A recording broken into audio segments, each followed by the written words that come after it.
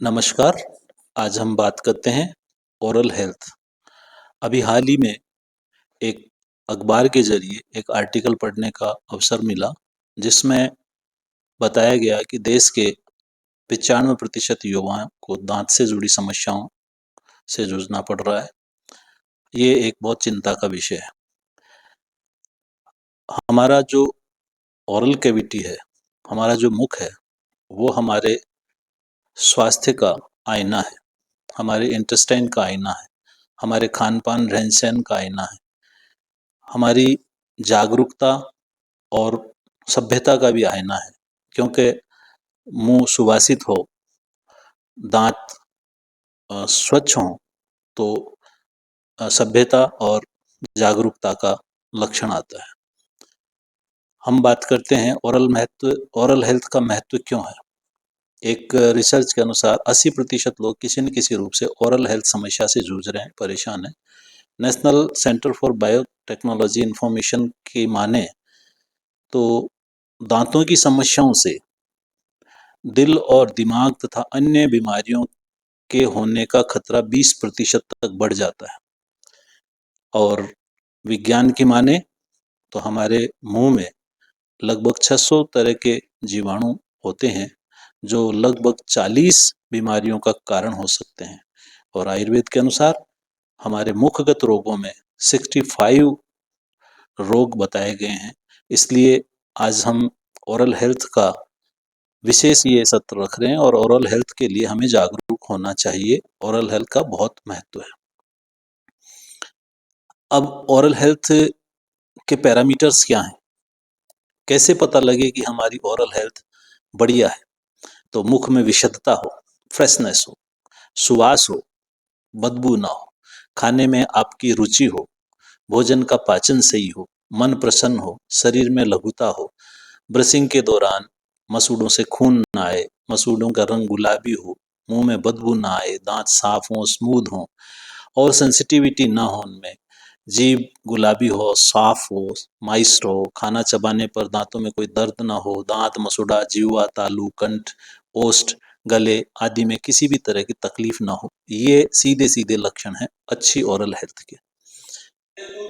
Oral health को कैसे हम ठीक करें या ओरल हेल्थ के लिए क्या किया जाना चाहिए। एक बहुत छोटी सी बात है, आंख में अंजन, दांत में मंजन, नित कर नित कर नित कर, नाक में अंगुली, कान में तिनका, मत कर मत कर मत कर।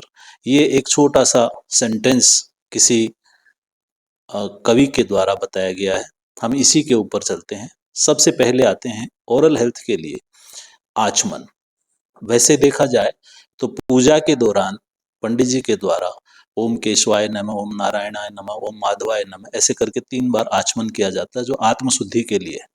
लेकिन अगर आप इसको देखें तो आयुर्वेद में आचमन को मुख शुद्धि का कारण भी बताया कि जब जब भी हम किसी मल पदार्थ को, मलमूत्र आदि को, वेग को करके आते हैं, निवृत्त करके आते हैं, अश्रु, वसा, कटे हुए केश, नख आदि को स्पर्श हो जाता है, तो हमें आचमन करना चाहिए। इसी तरीके से भोजन के समय में, स्नान के समय में, भोजन के पश्चात और जब जब भी हम सोकर उठते हैं, दिन में सोएं तो भी और सुबह प्रातः उठें तो भी हमें आचमन करना चाहिए। छींक आने के पश्चात, पूजा के समय और जब भी घर में आए बाहर से, तो आचमन करने का प्रावधान है। आचमन करने से मुख शुद्ध होता है और मुख में किसी भी तरह का बैक्टीरियाज नहीं होते। इसी तरीके से अगर हम खान-पान के बाद में, खाने के बाद में, आपको अच्छी तरह से याद होगा, पुराने समय में दादी और नानियाँ वगैरह ये बच्चे को जूठे मुंह बाहर नहीं जाने देती थी। विशेषकर दूध पीने के बाद में छोटे बच्चों को ऐसा कहते थे कि बाहर अगर चौराहे पे दूध के मुंह चला जाएगा तो इसको कुछ तकलीफ ग्रह नक्षत्र की आ जाएगी, लेकिन वो भूत प्रेत की नहीं होके वो बैक्टीरियाज की होती थी। अगर बैक्टीरियाज हमारे मुंह में डेवलप हो जाते हैं तो वो कोई भी अटैक शरीर पे कर सकते हैं, हमारी इम्यूनिटी को प्रभावी करते हैं। आजकल खाना खाने के बाद में टिश्यू पेपर से मुंह पोंछना आम बात हो गई है, जबकि हमें आचमन करना चाहिए। दूसरा, ब्रश करना या दातुन करना।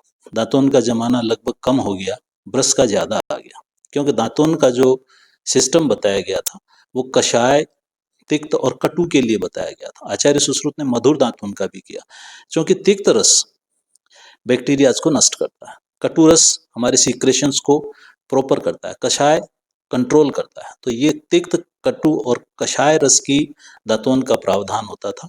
इवन देन जो दातून के लिए जो काष्ठोष्ठी होती, उससे भी हम प्रार्थना करते थे कि हमें आयु, बल, यश, वर्चस्व, तेज और धन, ज्ञान, बुद्धि, धारणा, ये सब हमें प्रदान करे। और अगर देखें आप तो दंतोन का जो फलश्रुति आचार्य सुश्रुत ने लिखी, उसमें लिखी कि मुख की दुर्गंधता को हरता है, श्लेष्मा का अपकर्षण करता है, मुख में विशुद्धता उत्पन्न करता है, अन्न में रुचि करता है और सौमनस्य पैदा करता है। ये दातून के काम थे। दातून को हम प्रायोजित कर सकते हैं, हम प्रयोग कर सकते हैं। एक और ओरल हेल्थ के लिए है, जिसको आजकल ऑयल पुलिंग कहते हैं। आयुर्वेद में इसको गंडूस कर्म कहते थे। किसी भी तेल को लेके, क्योंकि कवल और गंडूस दो प्रोसीजर होते हैं। कवल में कोई भी जो लिक्विड मुंह में भरते हैं वो चलायमान होता है, जबकि गंडूस में वो चल नहीं सकता, वो आप इतना भर लेते हैं। इसमें अगर ऑयल से भरते हैं तो इसको गंडूस में हमें बहुत फायदा होता है। आचार्य सुश्रुत के चरक कहता है, तिल तेल दंत दाढ़्य कराणाम। अगर आपको दंत की समस्याओं से नहीं जूझना है तो तिल तेल की गंडूस धारण करें, और भी बहुत सारे बैक्टीरियाज को नाश करना वगैरह। और इससे बढ़िया, जैसा हम जब नहाते हैं उस समय भी अगर हम पानी का भी केवल गंडूस करते हैं तो मुख शुद्धि तो होती ही होती, साथ में जो पानी जिससे नहा रहे हैं उससे और हमारे शरीर के टेम्परेचर का एक कोऑर्डिनेशन भी बैठ जाता है। ऑयल पुलिंग या गंडूस जिसको हम कह सकते हैं। दंत परिमार्जन, मंजन करना, उससे न केवल दांतों की सफाई होती है बल्कि हमारे जो गम्स हैं इनके ऊपर ही गम मसाज भी हो जाती थी। और प्राय लोग इंडेक्स फिंगर से दंत मंजन करते हैं, जबकि वो गुरु की अंगुली मानी जाती है। तर्जनी से मंजन नहीं करना चाहिए, मिडिल फिंगर से करना चाहिए, ऐसा आचार्य जो ज्योतिष के हैं उनका कहना है। जीवा निर्लेखन, जो दांतोन होती थी उसी से जीवा का निर्लेखन होता था, लेकिन आजकल अगर वो नहीं है तो हम आजकल स्टील की बहुत सारे अच्छे टंग क्लीनर हैं, उनसे हमको करना चाहिए। वो इसके लिए विशेषकर जो हमारी टेस्ट बर्ड्स हैं उनको साफ रखेंगे तो भोजन में स्वाद आएगा, रुचि आएगी। इसी तरीके से मुख में कुछ औषध द्रव्य का धारण करने का भी प्रावधान है मुख शुद्धि के लिए। तो उसमें एला, लवंग, मुलेठी, दालचीनी, जायफल, हरड़, आंवला, अदरक, सौंफ, ये इस तरह की चीज़ों हमें धारण करनी चाहिए। इन सब से भी ऊपर आता है खान पान को हमें नियंत्रित रखना। मीठा कम से कम खाएं, बार बार न खाएं। सॉफ्ट ड्रिंक्स हुई, तंबाकू हुई, धूमपान हुआ, इस तरह की चीज़ें, जो दूध और दूध से बनी हुई चीज़ें या ऐसी चीज़ें जिनमें रेशे हैं, उनके बाद में अच्छी तरह से कुल्ला करना चाहिए। दिन भर में पर्याप्त मात्रा में पानी पीना चाहिए। फास्ट फूड से दूरी बनानी चाहिए। अगर हम ये सब करते हैं तो हमारा ओरल हेल्थ बिल्कुल परफेक्ट रहेगा। और ओरल हेल्थ ही हमारे फिजिकल हेल्थ, जो हमारी पूरे संपूर्ण शरीर की है, हमारी इम्यूनिटी से जुड़ी हुई है, उससे लिंक्ड है। आइए इन सब चीज़ों से हम ये अपनाएं कि हमारा मुख हमेशा शुद्ध रहे, स्वच्छ रहे। जय हिंद, जय भारत।